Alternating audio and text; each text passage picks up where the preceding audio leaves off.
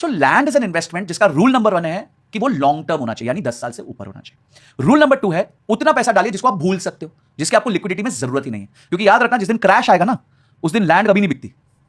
Shares फिर भी बिक जाएंगे, आपने 100 रुपए के शेयर्स लिए 70 रुपए में बिक जाएंगे, पर लैंड ऐसी नहीं है। लैंड इनलिक्विड हो जाती है। आप बोलोगे मेरी 1 करोड़ की जमीन है, मैं 70 लाख में बेचने को तैयार हूं, there is no buyer. 50 lakh में बेचने को तैयार हूं, देयर इज नो बायर।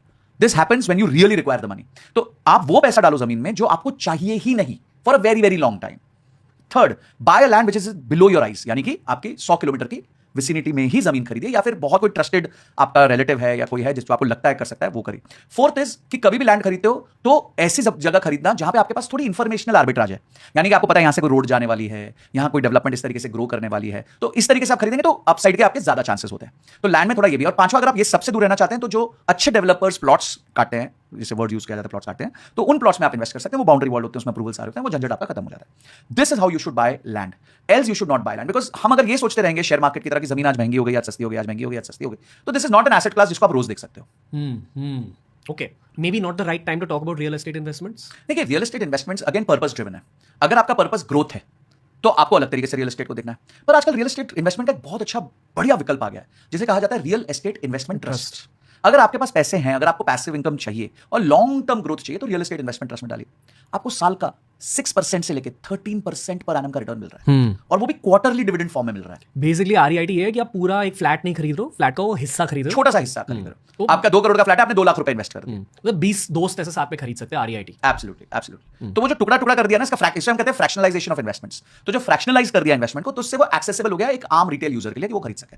मतलब आप वहां रह नहीं पाओगे, जा नहीं पाओगे शायद, बट वहां के रिटर्न से आपको बेनिफिट्स मिलेंगे। हाँ, you are the beneficiary of the returns.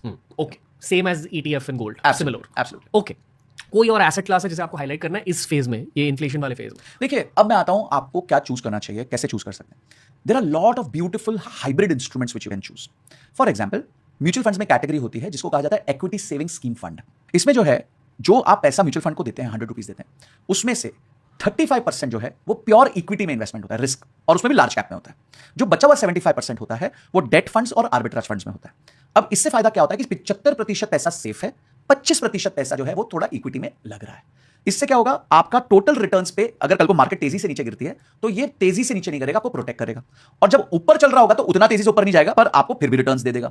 तो अगर आपको ये समझ नहीं आ रहा कि मैं इस टाइम इक्विटी में कहां पैसा डालूं, एफडी से आप थोड़ा बेटर रिटर्न्स कमाना चाहते हैं, आपने एफडीज भर दी, एफडीज में आपके पास अच्छा खासा पैसा है, उसके बाद आप जो अगली कैटेगरी चेक कर सकते हैं वो है इक्विटी सेविंग स्कीम फंड। और मजेदार बात यह है कि equity saving scheme fund is treated as equity, तो इसमें जो टैक्सेशन है वो इक्विटी वाला लगता है। तो इसमें 1 साल बाद 12.5% का टैक्स लगेगा, तो आपका जो प्रॉफिट होगा उस पर टैक्सेस भी कम लगेंगे।